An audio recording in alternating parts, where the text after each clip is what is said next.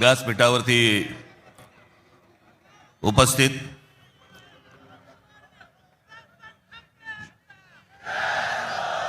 शिवसेनेचे पक्षप्रमुख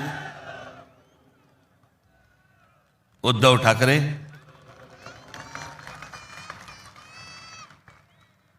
राष्ट्रवादी काँग्रेसचे नेते जयंतराव पाटील, इतर सर्व मान्यवर आणि माझ्या जमलेल्या तमाम मराठी बांधवांनो, भगिनींनो आणि मातांनो,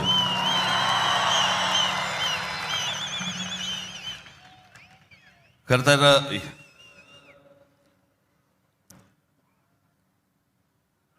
या व्यासपीठावरती मी माननीय बाळासाहेबांबरोबर लहान असताना अनेकदा आलो. शिवसेना पक्षाची स्थापनाच या शिवतीर्थावरती झाली. त्यावेळेला माझे आजोबा प्रबोधनकार ठाकरे हे देखील इथे उपस्थित होते.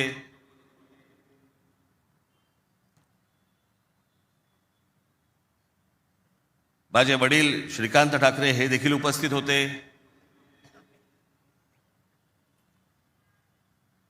आमची माँ ही देखील उपस्थित होती.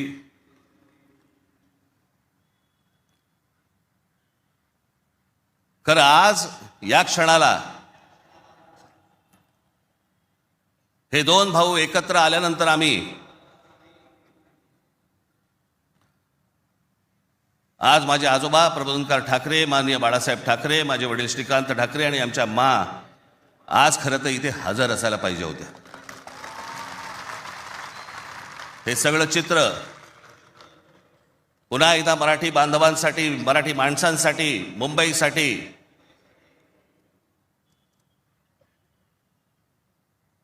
हा आम्ही दोन भावांनी उभारलेला हा सगळा लढा इथे नसले तरी वरून पाहत असतील.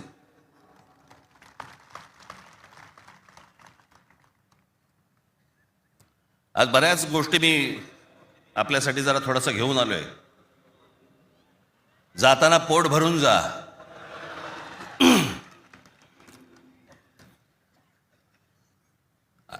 अनेक सामाजिक संस्था आहेत, मराठीवरती काम करणारे आहेत, अनेक लोक आहेत, ज्या लोकांनी अनेक दिवस आवाज उठवला या सगळ्या विषयात. मी सर्वप्रथम त्यांचे मी आभार मानतो. दीपक पवार आहेत, त्यांच्याबरोबरचे अनेक सहकारी आहेत, त्यांचे आभार मानतो. अनेक टेलिव्हिजन चॅनलचे आणि वर्तमानपत्रांचे संपादक आहेत, पत्रकार आहेत, त्यांनी गेले काही दिवस जी आम्हाला साथ दिली त्याबद्दल त्यांचेही मी मनापासून आभार मानतो.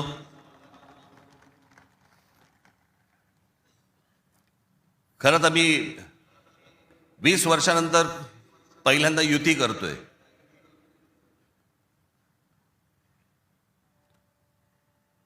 आणि त्याच्यामुळे अनेक या युतीच्या सगळ्या अख्ख्या प्रोसेसमध्ये अनेक लोकांना तिकीटं दिली गेली, अनेक लोकांना तिकीटं नाही देता आली, अनेक जण नाराज झाले, जे जवळचे होते, सहकारी होते. काही जणांना वाटलं दुसऱ्या पक्षात जावं, काही नाराज झाले, काही रागावले, काही गोष्टी झाल्या, होतात. त्याला काय, आमच्या पण हातात काही गोष्टी नसतात. पण त्यांना दुखवणं हा काही आमचा हेतू नव्हता. पण तरी मी त्या सर्वांची, जर दुःखी झाले असतील, नाराज झाले असतील, त्या सर्वांची मी दिलगिरी व्यक्त करतो.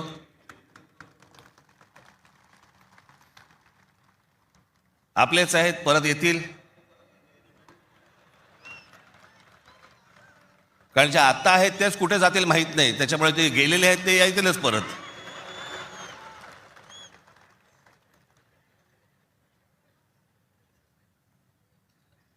त्याच्यामुळे ह्या सगळ्या गोष्टींमध्ये मी त्यांना समजू शकतो.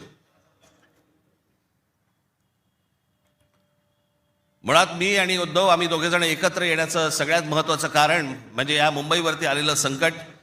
मी गेले अनेक वर्ष या सगळ्या विषयांमध्ये बोलत आलो. गेले अनेक वर्ष मी माझ्या भाषणांमधनं हे सगळे मुद्दे मांडत आलो की कशा प्रकारचा डाव रचला जातोय. आणि मग मध्यंतरी या राज्य सरकारने हिंदी सक्तीचा विषय आणला.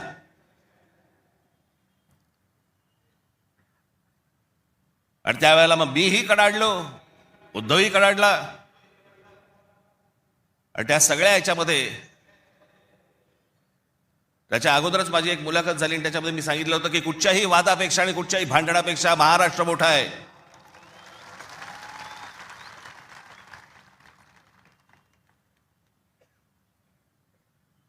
आणि मग तिकडनं ह्या सगळ्या गोष्टींची सुरुवात झाली. पण ते हिंदी सक्तीचा जो विषय होता तो फक्त तुम्हाला चाचपडून बघण्याचा होता. तुम्ही जागे आहात का? मराठी माणूस महाराष्ट्रामधला मुंबईमधला जिवंत आहे का? हे फक्त चाचपडणं होतं तुम्हाला.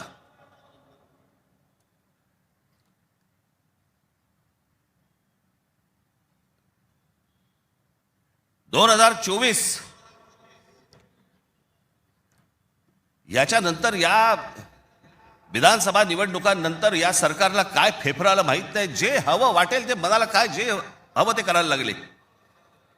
आली कुठून हिंमत?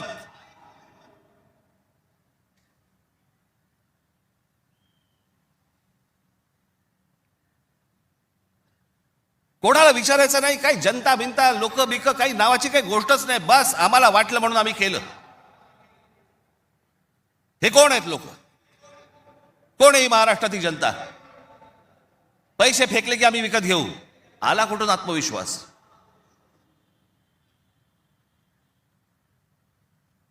इतकी वर्ष मी आता राजकारण बघतोय.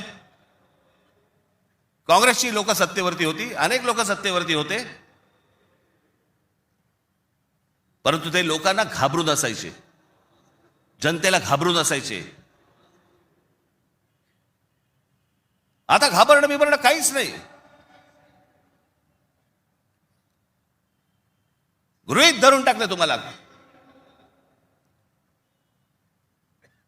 कुठून येतात मतं ह्यांच्याकडे, कशी येतात, काय येतात, याचा लढा तर बाकीच्या ठिकाणी सगळ्या ठिकाणी सुरूच आहे. ते बोगस वोटर आणि ते ईव्हीएम मशीन पासून सगळ्या गोष्टी सुरू आहेत. पण ह्याच्यामध्ये सगळ्यात महत्वाची गोष्ट बघा, आता उद्दामपणा कुठपर्यंत गेला यांचा. अकोटमध्ये भाजपने एमआयएमशी युती केली. बदलापूरमध्ये भाजपने काँग्रेस बरोबर युती केली. 66 जण बिनविरोध निवडून आले. बिनविरोध म्हणजे तिकडच्या मतदारांचा अधिकारच काढून टाकला. ते मतदारच नाही करू शकत. आज 66 आहेत. हे पुढे आकडे वाढत जाणार. त्याला कळलंय की काय प्रकारचे आपण कशा प्रकारे लोकांना विकत घेऊ शकतो. वाईट या गोष्टीचं वाटतं विकले जातात.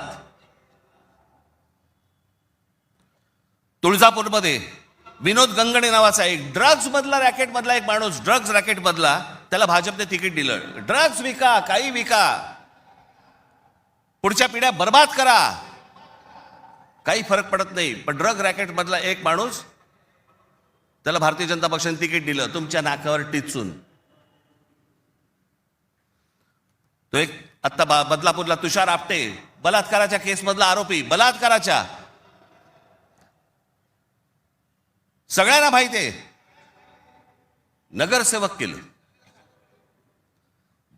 लहान मुलींच्या वरती बलात्काराचा आरोप असलेला माणूस, त्याला भारतीय जनता पक्षाने नगरसेवक. आली कुठून हिंमत? ज्यावेळेला वेडावाकड्या पद्धतीने ज्यावेळेला निवडणुका जिंकण्याचं यंत्र किंवा तंत्र हे ज्यावेळेला हस्तगत होतं ना, त्याच वेळेला हा उद्दामपणा येतो, ही मस्ती येते ना, हा माज येतो ना, हा त्याच्यातनं येतो.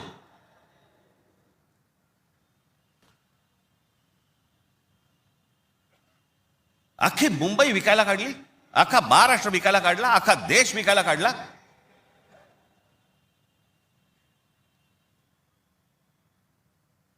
आपल्यासमोर काय वाढून ठेवलंय आपल्याला अंदाज पण नाही. मी तुम्हाला हे सांगतोय, मला 2024 साली मला एक व्यक्ती भेटली.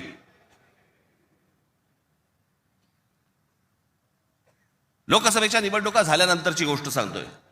आणि त्यांनी मला जी माहिती दिली, आणि ती माहिती दिल्यानंतर माझे सगळे लोक, माझे काय रिसर्च टीम सगळी जी काही कामाला लागली, ते जे काही झालंय ते आज मी तुम्हाला इथे दाखवणार आहे.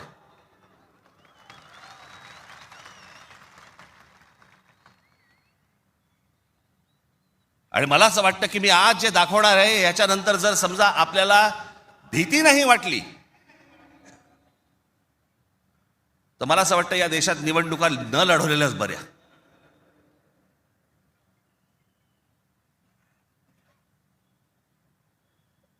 म्हणजे आता साधी गोष्ट, तुम्ही फक्त तुम्हाला 2014 नरेंद्र मोदी पंतप्रधान झाले त्या वेळेला, हे मला आता 24च्या नंतर आता हे पुढे सगळं समजायला लागलं. या गेल्या वर्षी 24 नाही, हो 24 नंतर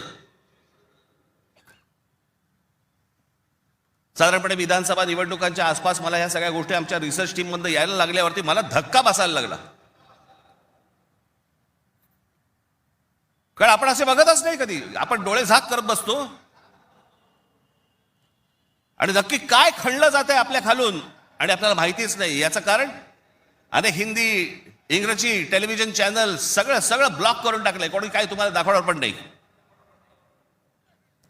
दाखवलं की वरनं फोन येतो, वरनं दट्ट्या येतो, जाहिराती बंद करून टाकू.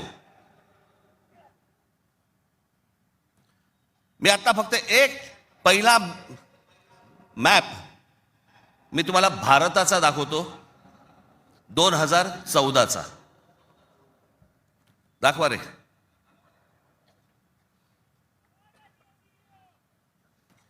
हा आहे 2014चा गौतम अडानी यांचे प्रोजेक्ट्स किती होते हे तुम्हाला दाखवणार आहे. 2014ला पंतप्रधान नरेंद्र मोदी पंतप्रधान व्हायच्या अगोदर गौतम अडानी कुठे होते आणि आता पुढचं फक्त बघत राहा की आता 2024-25ला गौतम अडानी आता कुठे आहेत. फक्त सरकारच्या आशीर्वादाने. आणि तुम्हाला जर नाही धक्का बसला तर मला सांगा जरा, दाखवा.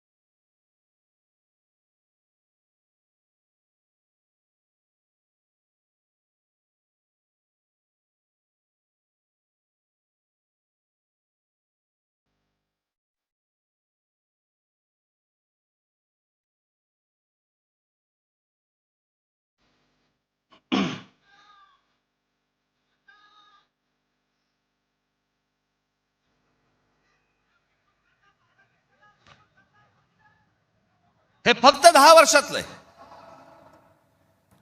जगामध्ये असा एकही माणूस नसेल जो 10 वर्षामध्ये इतका श्रीमंत झाला. मला कुठच्या उद्योगपतीने उद्योग करू नये या मताचा मी नाहीये, इतका दळभद्री विचार माझा नाहीये. पण या देशामध्ये इतके उद्योगपती असताना एका माणसावरती इतकी मेहरबानी या देशामध्ये होते, मी जगातनं तर दाखवतच नाही अजून. फक्त 10 वर्षामधली गोष्ट ही 10 वर्षातली. एकाच माणसाला सगळ्या गोष्टी दिल्यात, वीज दिली, सिमेंट बनवण्याच्या उद्योगामध्ये गौतम अडाणी हा माणूस कधी नव्हताच 2014च्या अगोदर. आज देशातला 2 नंबरचा सिमेंटचा व्यापारी येतो. उद्या माणसाने समजा उद्या वीज बंद केली, आम्ही अंधारात. सिमेंट महाग केलं, काही बोलू शकणार नाही. सगळी पोर्ट्स खालपासून वरपर्यंत सगळी पोर्ट्स अदानीना, सगळी विमानतळं अदानीना. महाराष्ट्रात काय परिस्थिती एकदा बघा, महाराष्ट्राचा फक्त एकदा दाखवा.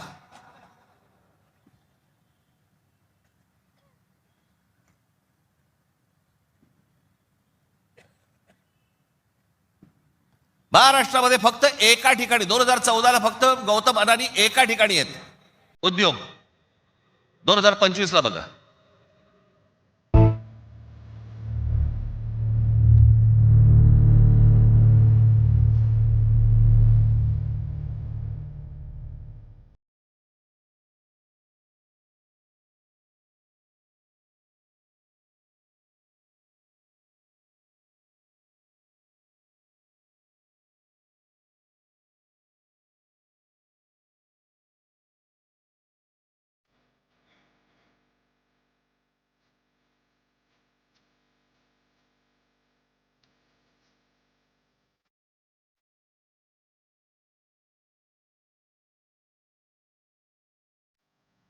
ही महाराष्ट्राची स्थिती.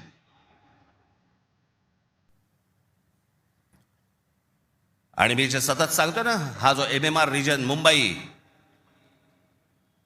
या मुंबईवरती मी आता फक्त तुम्हाला वाचून दाखवणार आहे. या फक्त MMR रिजन मध्ये काय फक्त केलंय तेवढं फक्त बघून घ्या. मुंबई महानगर क्षेत्रात अदानी 29 जून 2018 रिलायन्स इन्फ्रास्ट्रक्चर कंपनी ताब्यात मुंबई वीज पुरवठा क्षेत्रात प्रवेश. एप्रिल 2021 नवी मुंबई विमानतळाच्या कामाला सुरुवात. 2021 मुंबई आंतरराष्ट्रीय विमानतळ ताब्यात. अंधेरी पश्चिम येथील RTOची जमीन अदानी यांना 5,000 कोटींना. ऐरोली इथे डेटा सेंटरसाठी 92 एकर जमीन 1,500 कोटींमध्ये. धारावी पुनर्विकास प्रकल्प अदानींना. महाराष्ट्रात स्मार्ट वीज मीटर बसवण्यासाठी 13,888 कोटींचं कंत्राट. भांडूप कल्याण इथे मीटर्स बसवली जाणार. मुंबई आणि नवी मुंबईत हायर स्केल डेटा सेंटर सुरू करण्यासाठी महाराष्ट्र सरकारशी 50,000 कोटींचा सामंजस्य करार. मेट्रो मोनोरेल यांना अदानींचा वीज पुरवठा. सांताक्रूज आणि विलेपार्ले परिसरात केंद्र सरकारच्या विमानतळ आणि संरक्षण दलाच्या जागांवरती 80,000 झोपडपट्ट्यांचा विकास अदानी करणार. पनवेलमध्ये टॉवर्स सेमी कंडक्टर कंपनी आणि अदानी समूह यांच्या प्रकल्पाला महाराष्ट्र सरकारची मान्यता. $10 अब्ज गुंतवणुकीचा अंदाज. धारावी पुनर्विकास प्रकल्पासाठी देवनारमध्ये 124 एकर जमीन. मुंबई उपनगरातील वाढत्या वीज मागणी पुरवठ्यासाठी वसई खाडीजवळ 209 कांदळवने तोडण्यास मुंबई हायकोर्टाची परवानगी. गौतम अदानी यांची तारापूर अणुऊर्जा प्रकल्पाला भेट. पुढच्या 10 महिन्यात खासगी कंपन्यांना अणुऊर्जा क्षेत्रात येण्याची परवानगी देणारे विधेयक संसदेत मंजूर. रायगड जिल्ह्यातील आंबा नदीकाठी असलेल्या जेट्टी प्रकल्पासाठी 192 कोटीची गुंतवणूक. पनवेलमध्ये 1,000 एकर्समध्ये 10,000 कोटींचा रहिवासी प्रकल्प. मुंबईला वीज पुरवठा करण्यासाठी 1,660 कोटींचं काम. धारावी पुनर्विकास प्रकल्प बांधणीसाठी मुलुंड येथे 58 एकर जमीन आणि 319 कोटी मिळाले.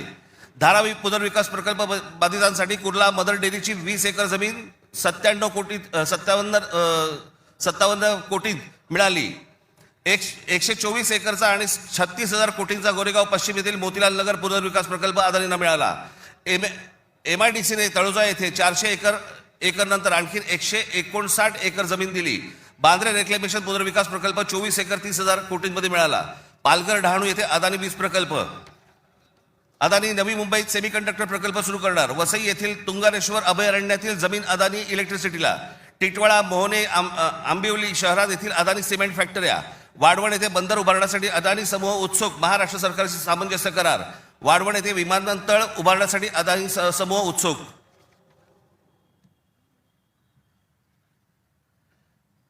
हे मी तुम्हाला सांगतोय ना, हे कशा प्रकारे तुम्हाला आवडलं जातंय याचा काही आपल्याला अंदाज, आपल्याला कळतंय हे काय चाललंय.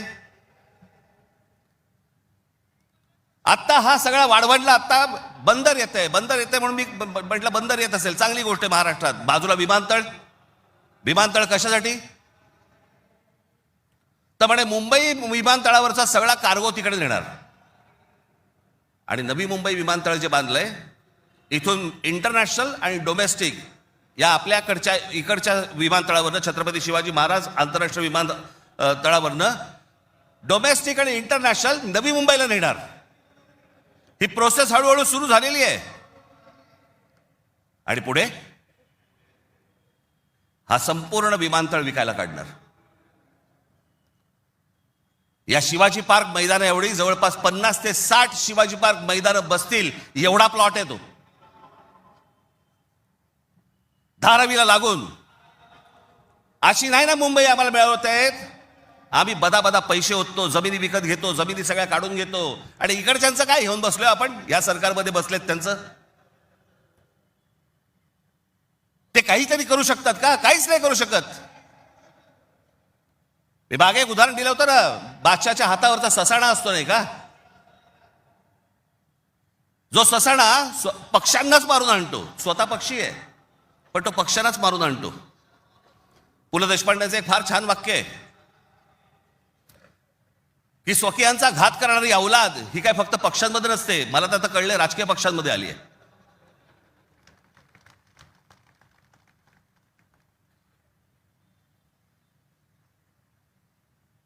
डोक्यात गेली सत्ता, डोक्यात. हा जो भूगोल आहे ना, हा भूगोल नीट समजून घ्या. हे वाढवण बंदरापासून तिकडे वरती जे आहे ना त्याला लगेच लागून गुजरात आहे. यांचं पहिल्यापासूनचं डोक्यामध्ये जे होतं ना की मुंबई गुजरातला न्यायची. मग मुंबई गुजरातला न्यायची असेल तर काय करायला लागेल, पालघर जिल्हा ताब्यात घ्यायला लागेल, ठाणे जिल्ह्याचा भाग ताब्यात घ्यायला लागेल, या MMR रिजनचा भाग ताब्यात घ्यायला लागेल, तर मुंबईपर्यंत पोहोचता येईल. माणसं पहिली बदा तिकडे टाका, त्यांचे मतदारसंघ फोडा, मराठी माणसांना फोडा, हे मतदारसंघ ताब्यात घ्या आणि त्याच्यानंतर सांगा अरे खासदार तर आमचाच, आमदार तर आमचाच, नगरसेवक पण आमचाच, महानगरपालिका ही आमच्या हातात. हे सगळं करून मुंबई गुजरातला कशी जोडता येईल याच्यासाठीचे हे सगळे लॉंग टर्म प्लॅन सगळे सुरू आहेत. आणि आम्ही बेसावत, आमच्यामध्ये जातीपातीमध्ये भांडणं लावली जात आहेत. हा मराठा, हा ओबीसी, हा अजून कोणी. एकदा मुंबई हातात तर गेली ना बाबानो, महाराष्ट्र झारखंडपेक्षा काही वेगळा करणार नाहीत. हे मुंबई ही तुमची राजधानी आहे, मुंबई ही तुमची ताकद आहे. पण जो मस्तवालपणा जो अंगामध्ये शिरलेला आहे यांच्या, की आम्ही काहीही करू, कुठूनही मतं आणू, जे यांनी विधानसभेला केलं तेच करण्याचा हे आत्ता पण प्रयत्न करणार. आमच्यावरती भ्रष्टाचाराचे आरोप करतायत. काय बोलताय काय तुम्ही? देवेंद्र फडणवीस ज्यावेळेला मुख्यमंत्री होते त्यावेळेला यांनी छगन भुजबळांना जेलमध्ये टाकलं होतं, हो की नाही? आता मांडीला मांडी लावून बसलेत. अजित पवारांचे बैलगाडीभर पुरावे घेऊन गेले होते. काय किती 70 का 80 हजार कोटीचा काहीतरी घोटाळा, त्याच्याबद्दल पुरावे बैलगाडीतनं घेऊन गेले होते. आता काय सांगतायत, कोर्टात केस आहे, पुरावे असतील तर त्यांना अटक होईल. अरे मग तुम्ही पुरावे दिले होते ना, द्या आता कोर्टात. ही सगळी बाहेरून सगळी माणसं आणायची, इथे भरायची, तुमचा टक्का कमी करायचा, तुमचं अस्तित्व घालवायचं. इथे येऊन ह्यांची माणसं बोलणार, इथे उत्तर भारतातनं माणसं येणार आणि म्हणणार इथे तुम्हाला. काल एक कोणतरी उत्तर भारतातला माणूस बोलत होता म्हणे, मुंबईमध्ये म्हणे नोकऱ्या जर घ्यायच्या असतील महानगरपालिकेमध्ये तर इथल्या स्थानिकांना उत्तर भारतीय लोकांना दिल्या पाहिजेत. हे बाहेरून येणारे म्हणे कोल्हापूर, सातारा, सांगलीवरनं येणारी माणसं हे बाहेरच्या लोकांना द्यायची नाहीत म्हणून. बाहेरची लोक म्हणजे आमच्या सातारा, कोल्हापूर, सांगलीमध्ये येणारी आता हे बाहेरची लोक झाली आणि हे आतले.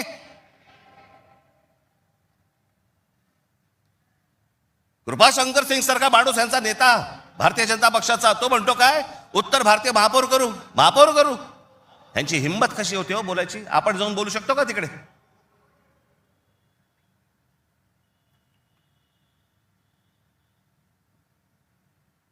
याचं कारण तुम्ही एकत्र येऊच नाही याच्यासाठीचा बंदोबस्त यांनी केलेला आहे. म्हणून काय करायचं? पैसे टाका, माणसं फोडा. यांचं मुंबईवरचं लक्ष उडालं पाहिजे, महाराष्ट्रावरचं लक्ष उडालं पाहिजे. हे मराठी म्हणून कधी एकत्र येताच कामा नयेत. आणि मग आपल्याला जे साध्य करायचंय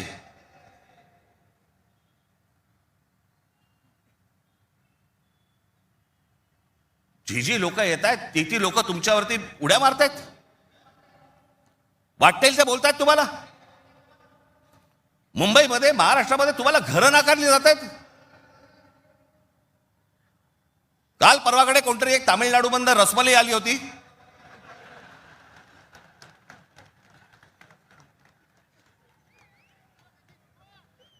तो सांगतो मुंबईचा आणि म्हणजे महाराष्ट्राचा संबंध काय? भडव्या, तुझाच काय संबंध आहे इथे याचा?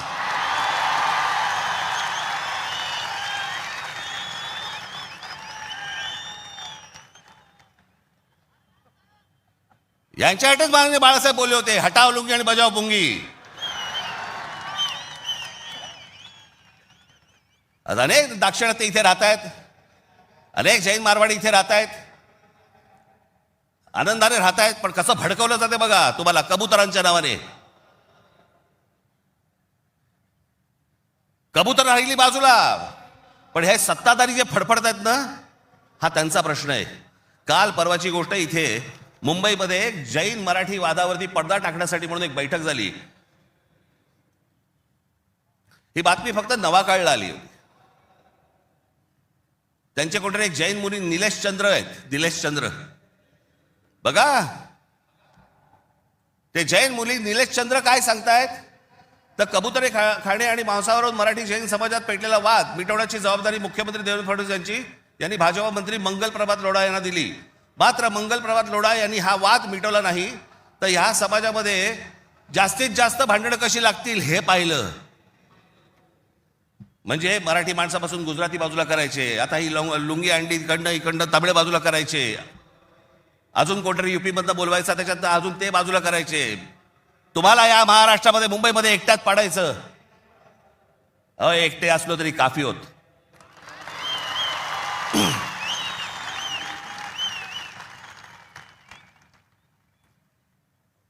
नको त्या वादात जाऊ नका. आमच्या यांच्या गुजरातमधनं बिहारी लोकांना ज्यावेळेला हकलवले त्याच्या बातम्या नाही होत.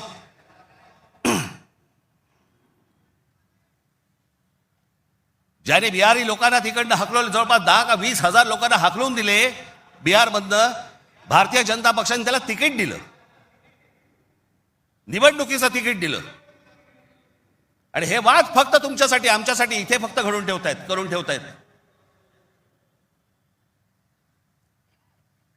गेले अनेक वर्ष सांगतोय तुम्हाला, हे सगळं हे जे मुद्दामून जे चालू आहे, तुमचं अस्तित्व नष्ट करण्यासाठी हे सगळं सुरू आहे.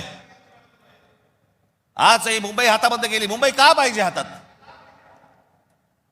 आज केंद्रामध्ये यांची सत्ता, राज्यामध्ये यांची सत्ता, पण उद्या मुंबईमध्ये, ठाण्यामध्ये, कल्याण डोंबिवलीमध्ये, आमच्या MMR रिजनमध्ये उद्या ह्यांना जर काही करायचं असेल, महानगरपालिकेची परवानगी लागेल. आणि महानगरपालिका जर आपल्या हातात असतील, हे जमिनी विकून देऊ शकत नाहीत, हे अदानीला जमीन देऊ शकत नाहीत.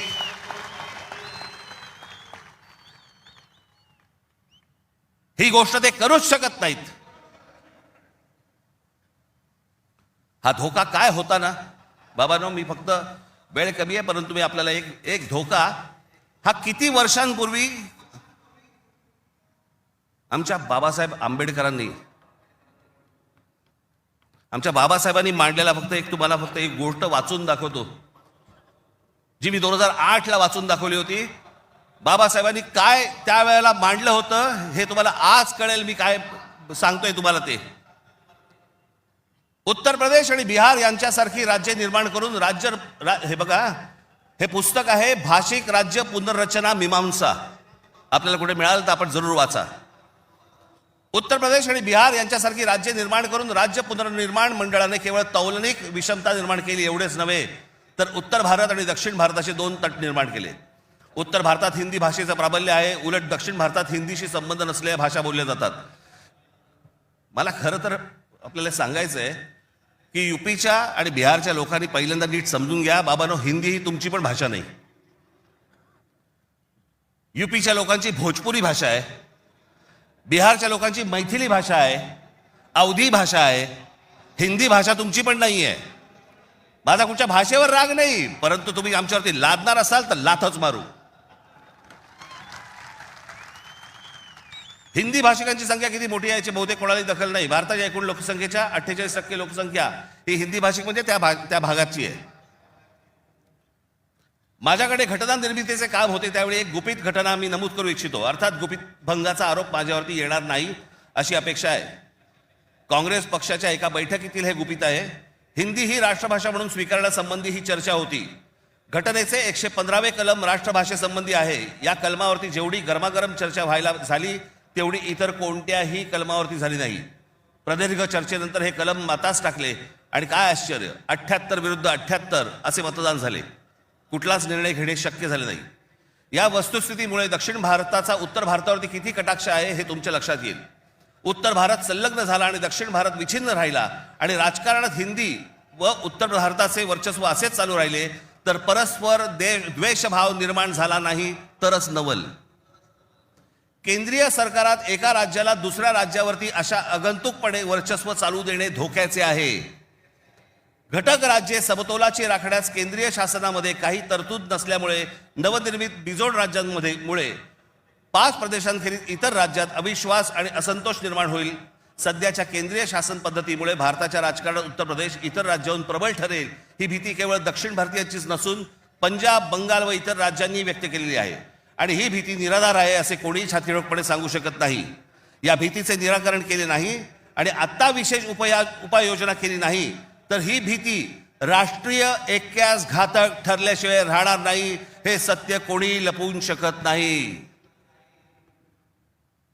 आमच्या परमपूज्य डॉक्टर बाबासाहेब आंबेडकरांनी तेव्हा लिहून ठेवलंय की हे किती घातक आहे ते. हे काय चाल चालू आहे तुमच्या विरोधात, हे काय प्रकारचं षडयंत्र सुरू आहे. जो इतका बलवान महाराष्ट्र, इतका सुसंस्कृत महाराष्ट्र, या देशाला दिशा दाखवणारा महाराष्ट्र, सगळ्या बाजूनी संपन्न असा महाराष्ट्र, हे सगळ्या बाजूनी येत आहेत आणि महाराष्ट्र आणि तुम्हाला फक्त इथे तुमचे चावे घेत आहेत. तुम्हाला उद्ध्वस्त करायचं आहे ना. उठा या जमिनीवरनं, निघा इथून, आम्ही येत आहोत.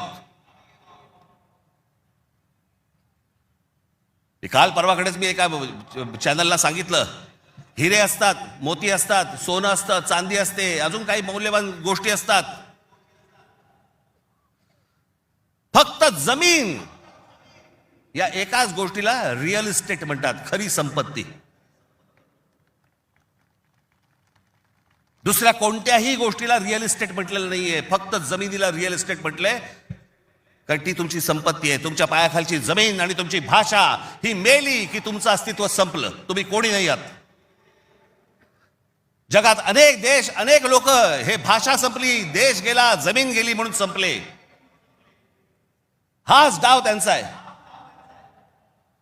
वेगवेगळ्या मार्गाने येत आहेत आणि वेगवेगळ्या मार्गाने तुमच्यावरती आक्रमण करतायत आणि तुम्हाला सांगतायत निघून जा इथनं. संयुक्त महाराष्ट्राच्या वेळेला देखील विरोध करणारे या मुंबईमधले अनेक धनिकच होते, गुजराती होते पण धनिक होते. आज पण तेच चालू. आणि आज हे संकट त्यावेळेला तर इतकं नव्हतं, पण आज खरं तर तुमच्या उंबरठ्यावरून वरती येऊन उभं आहे. कधी तुमच्या दरवाज्यावरती टकटक होईल तुम्हाला पण कळणार नाही. कधी तुम्हाला इथनं बाहेर काढतील तुम्हाला कळणार पण नाही. आज मुंबई, उद्या ठाणा, कल्याण, डोंबिवली, सगळे सगळे भाग, उद्या पुणा, नाशिक, जे जे चांगलं आहे. आज कोकणपट्टी अख्खी रिकामी करतायत. जमिनीच्या जमिनी विकत घेतल्या जात आहेत. मी त्यावेळेला त्या बुलेट ट्रेनला विरोध केला होता. आजही माझा विरोधच आहे. कुठे चालली आहे बुलेट ट्रेन? बुलेट ट्रेन फक्त बघा, ही बुलेट ट्रेनचं स्टेशन, शेवटचं स्टेशन गुजरातमध्ये चाललंय, जिकडे गिफ्ट सिटी उभी केली आहे. Gift city. Ahmedabad bullet train station पासून 90 किलोमीटरवर ढोलेरा नावाचं एक पूर्ण नवीन शहर बसवलं जातंय. ढोलेरा नावाचं एक पूर्ण नवीन हे शहर 903 स्क्वेअर किलोमीटरचं आहे, म्हणजे मुंबईपेक्षा 1.5 पट मोठं. आणि तिथे वेदांत आणि फॉक्सकॉनची 1.5 लाख करोडची सेमी कंडक्टर प्रोजेक्ट्स येत आहेत. अहो, आपल्याला समजत पण नाही हे काय चालू आहेत नक्की, ह्यांचे कुठून रूळ चालले आहेत आणि कुठून गाड्या चालल्या आहेत आणि कुठून यांचे मार्ग सुरू आहेत आणि काय घेऊन जायचंय ह्यांना आणि काय आणायचंय, इथे काय भरायचंय. एकदा जाऊन बघा हो, वसई विरार पासून सगळ्या गोष्टी बघा, कसे कसे भरत येत आहेत, कसे भरत येत आहेत.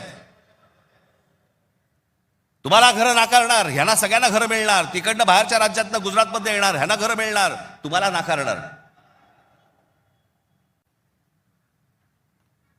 अहो, तुम्हीच नसाल, तुमचंच अस्तित्व नसेल, काय चाटायची आहे महानगरपालिका?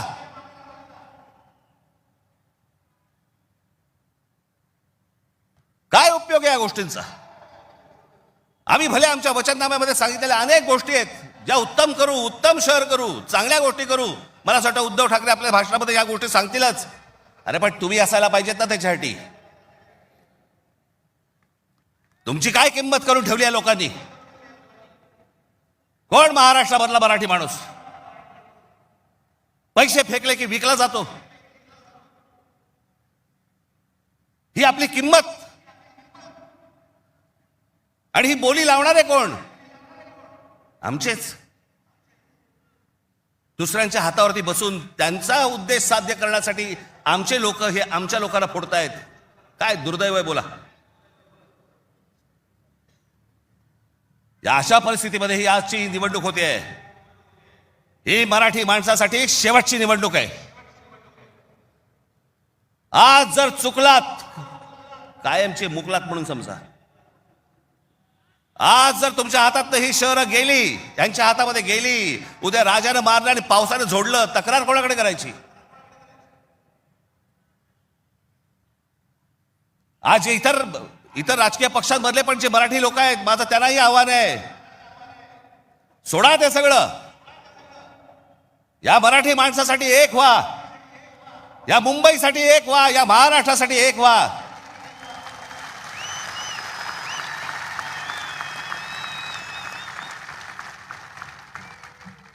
ज्या इतक्या वर्षांच्या परंपरेने, इतक्या लोकांच्या तपश्चर्याने ही मुंबई महाराष्ट्राला मिळाली. 107 आमचे हुतात्मे गेले. उद्या मुंबई गेली तर त्या पुतळ्यानंतर काय अर्थ उरतो? आणि पुतळे काय म्हणतील ते? आमचा मराठी माणूस बेसावध राहिला आणि म्हणून आम्ही मिळवलेली मुंबई आम्हाला गमवावी लागली. आज तुमच्या समोर ही सोन्यासारखी संधी आलेली आहे. आम्हाला सत्ता काय, सत्याचं काय करू? सत्तेशिवाय पण आज पण लाथा मारल्यात ना. अनेक अंगावर आले, त्यांना तुडवलेच ना. पण तुम्हाला ह्यांचा माच, या सगळ्या लोकांचा, सत्ताधाऱ्यांचा तुम्हाला उतरवायचा या निवडणुकीमध्ये. कुठेही बेसावध राहू नका. माझी आपल्याला सगळ्यांना एक फक्त सांगणं आहे, हे ईव्हीएम मशीनवरती लक्ष ठेवा. दुबार मतदार सकाळी 6 वाजता, मला जेवढे काय BLA नेमलेले आहेत, सकाळी 6 वाजता तिकडे सेंटरवरती पाहिजेत दोन्ही पक्षांचे. आणि दोन्ही पक्षातले जे सगळे लोक आहेत यांना फक्त मी एकच सांगतोय, बाबांनो, आता आपल्यातलं काही वाद नाही. आता खरी लढाई त्यांच्याशी आहे.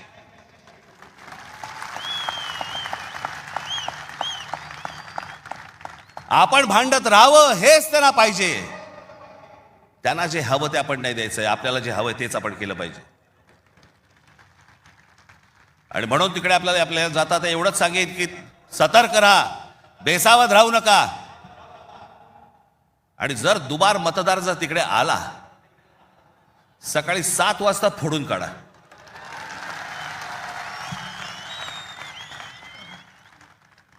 ही मुंबई राहावी, हे महाराष्ट्र राहावं, राज्य राहावं, हे मराठी माणसाच्या हातात राहावं, तुमच्या हक्काचं असावं, तुमचंच आहे ते.